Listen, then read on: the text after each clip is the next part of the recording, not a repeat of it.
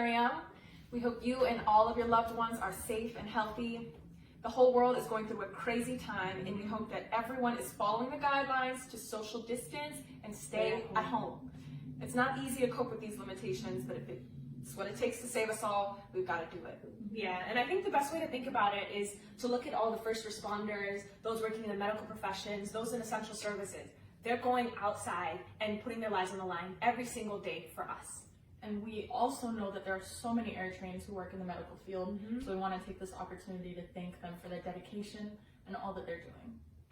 As you all know, the world is struggling right now to deal with the overwhelming task of fighting this virus. Despite the ample expertise and money available, even richer countries are struggling to contain the spread of COVID-19. Imagine how countries with limited resources will be struggling to fight this.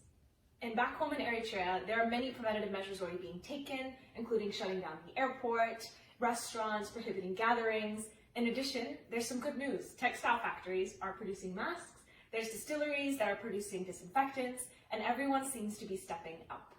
And that is why many Eritreans have started a fundraising drive to support Eritreans back home. It's very important that we help alleviate the shortage of resources, medical equipment, and PPE before it's too late. And some wonderful news, just last night, Western USA has given over $500,000 in just 3 hours. And this shows that every single one of us has a role to play.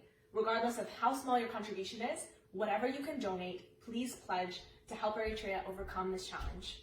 Our people depend on us, and together we can make a huge difference. We hope that when this is all over, we can say that we have all done our part.